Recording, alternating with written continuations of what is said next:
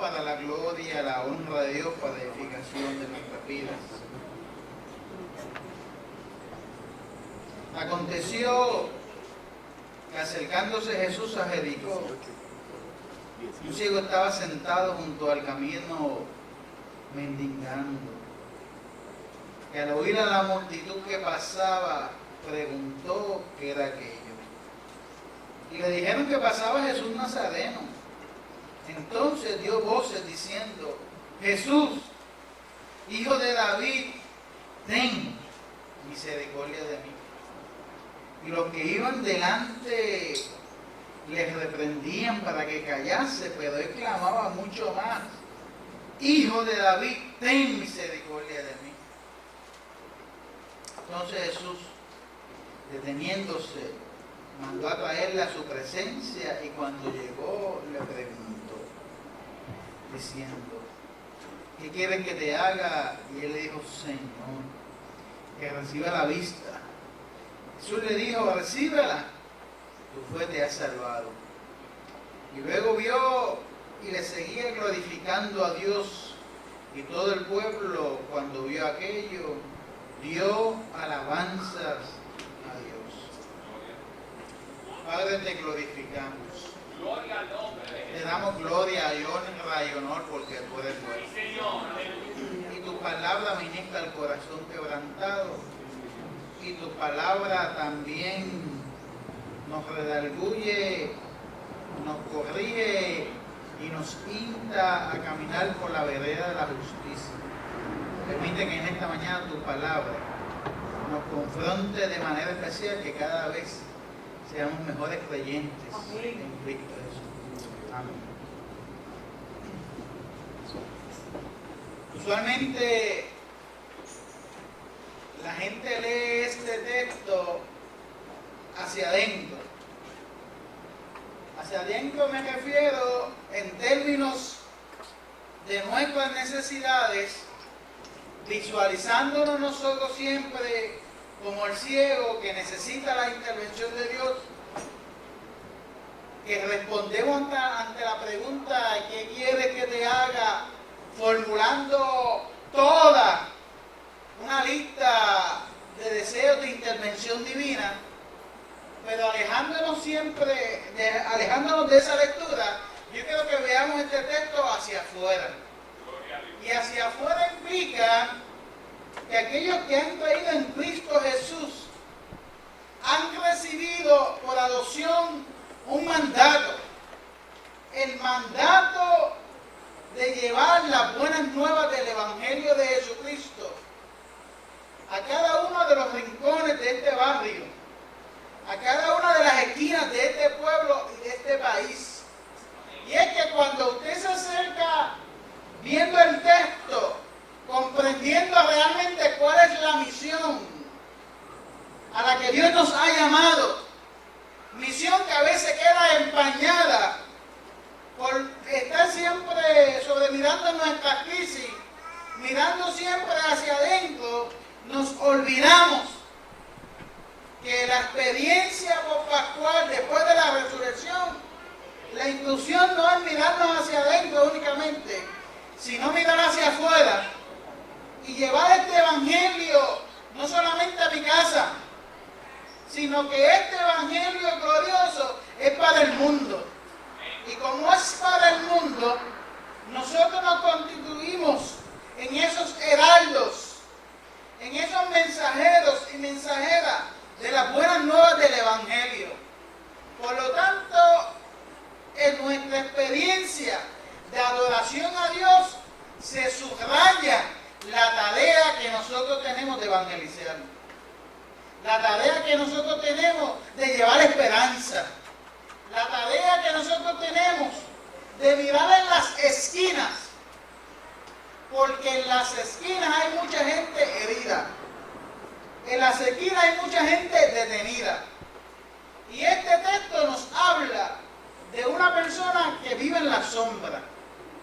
No solamente vive en la sombra por su condición de ceguera, sino que vive en la sombra social, experimenta la marginación, experimenta el rechazo, experimenta el dolor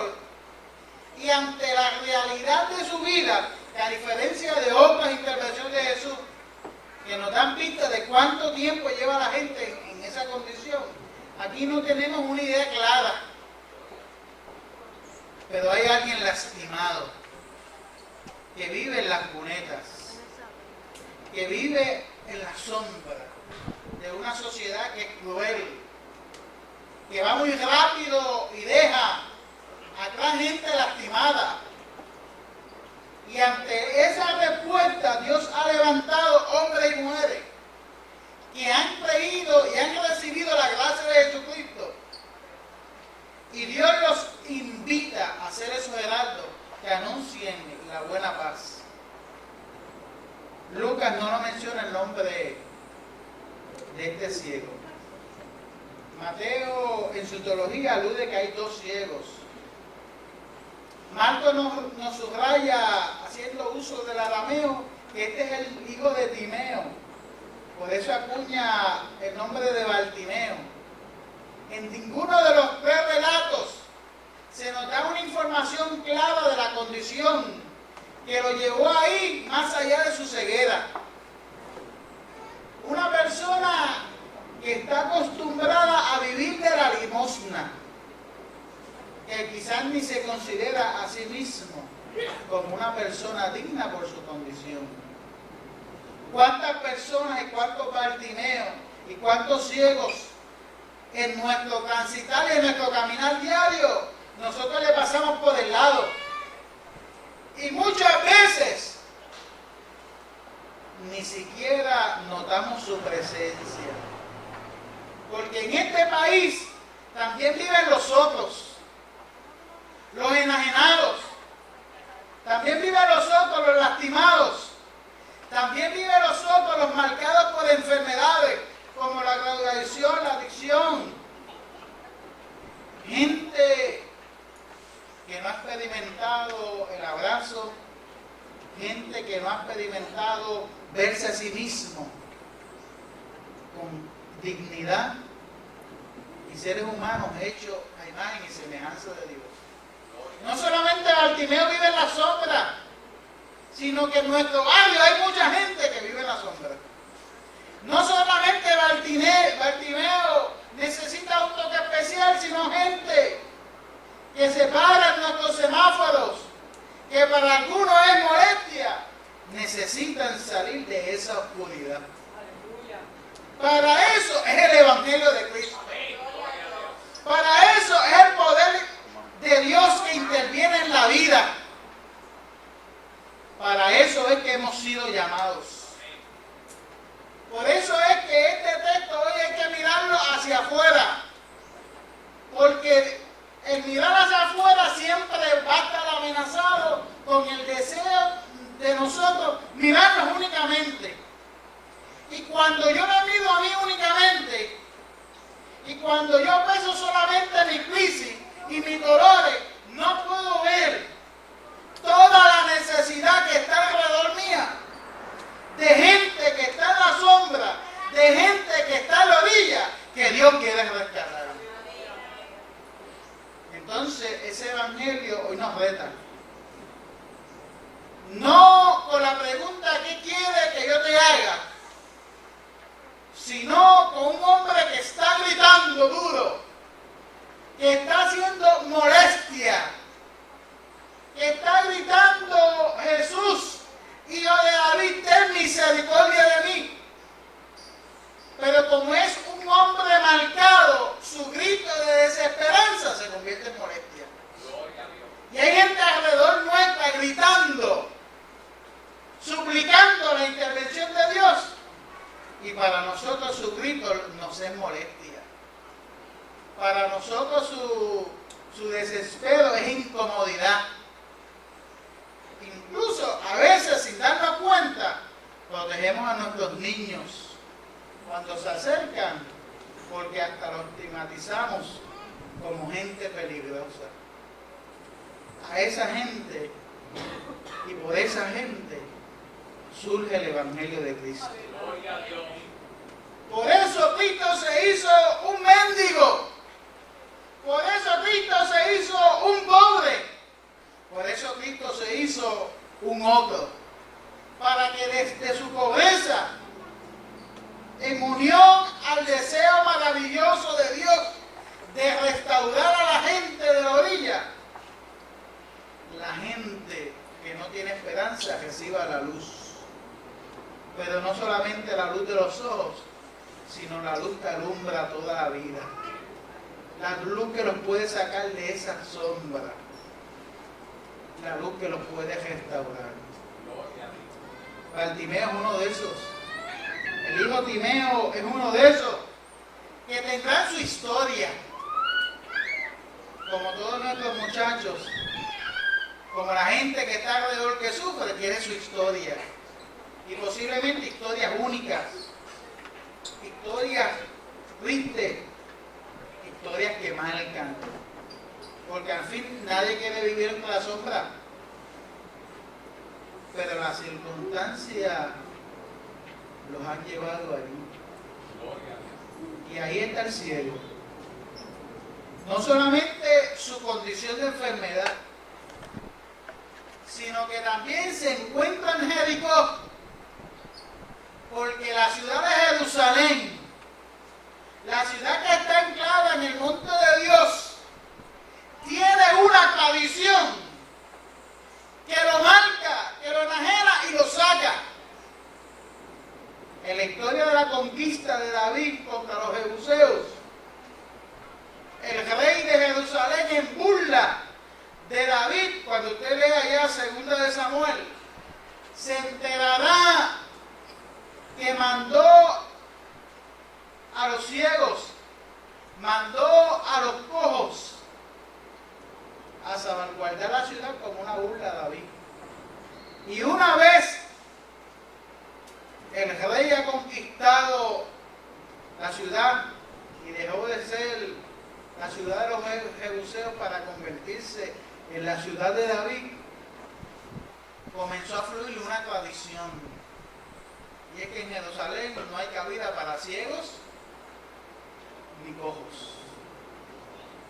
Como igual que en nuestro país, no hay cabida para los otros. Y qué pena que en muchas iglesias tampoco hay cabida para los que están en las esquinas. Gloria a Dios.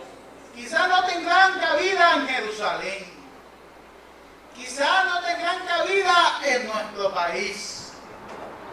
Con dolor quizás no tendrán cabida en nuestra iglesia. Pero tienen cabida en el reino.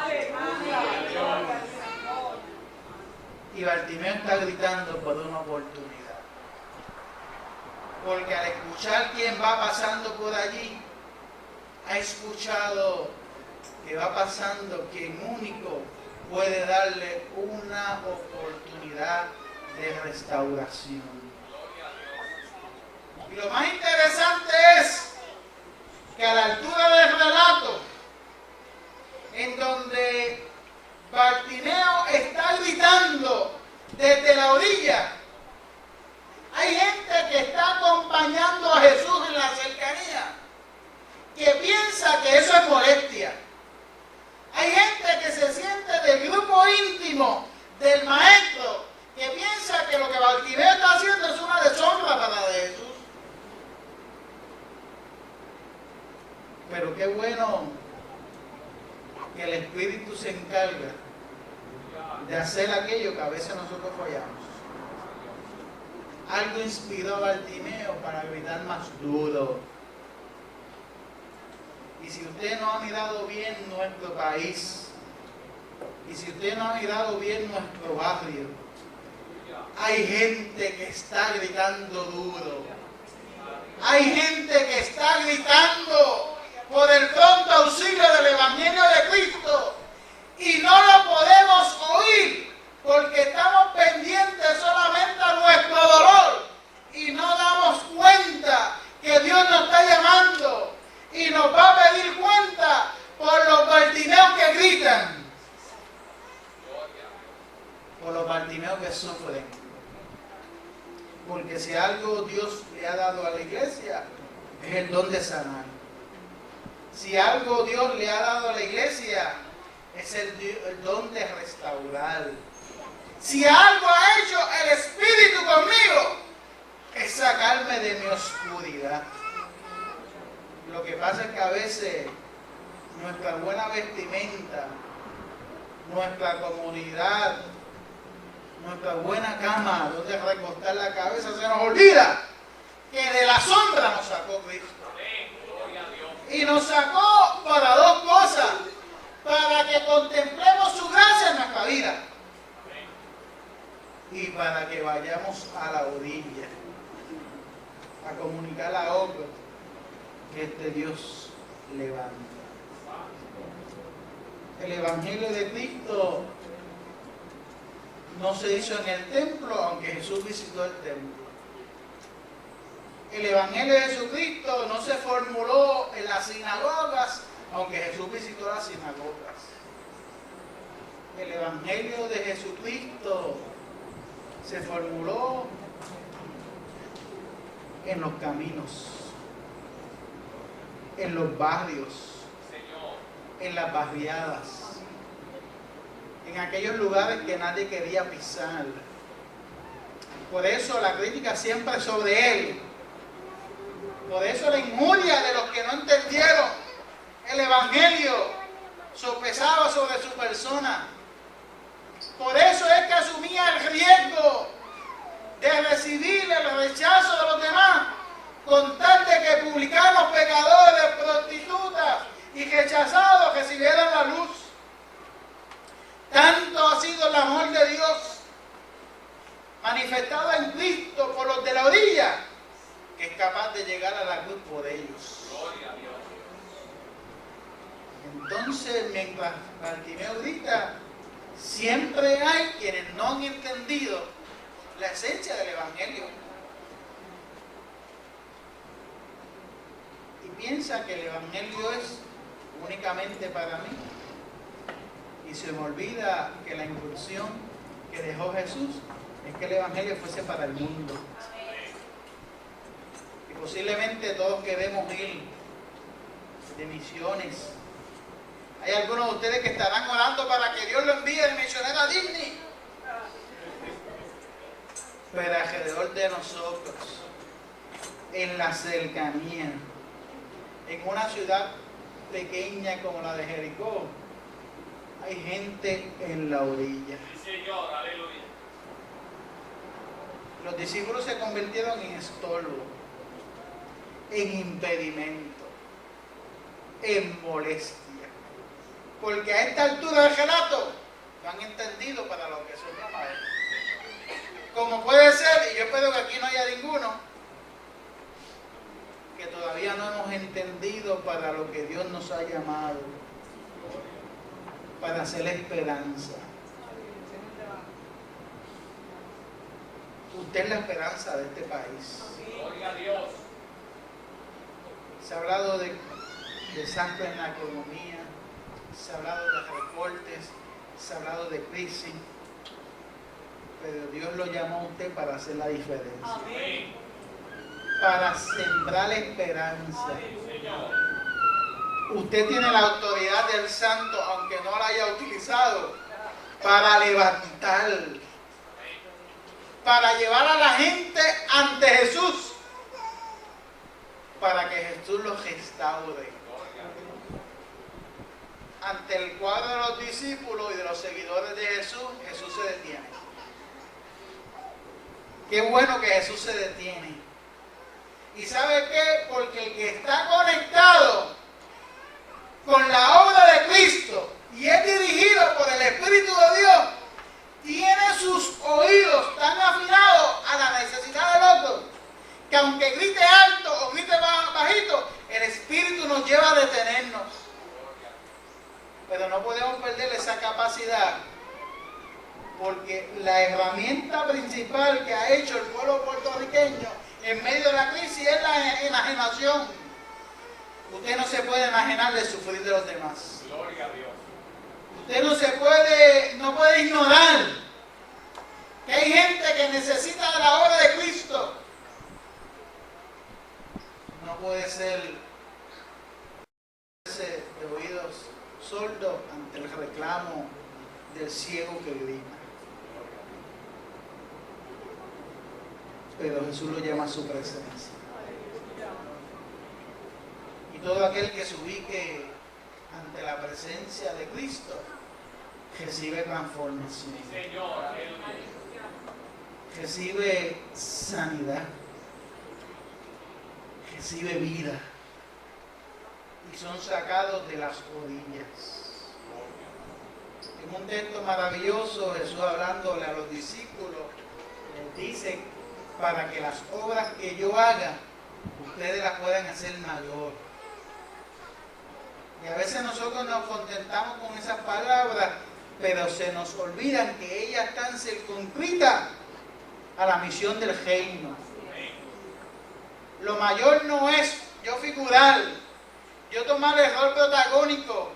Lo mayor a la obra de Cristo es ubicarme en las orillas para levantar a la gente, para restaurarlo, para sanarlo, para abrazarlos y para que ellos reciban la luz. Jesús le pregunta, ¿qué quiere que yo te haga? Que reciba la vista. Y la iglesia, con la autoridad del Espíritu, tiene la autoridad, el poder, la encomienda de que la gente reciba la vista. Pero si nos encerramos en nosotros, en nuestras crisis, y nos aferramos en nosotros mismos, no vemos el mundo con el visor del Evangelio, sino que lo vemos a través de los espejuelos nuestros.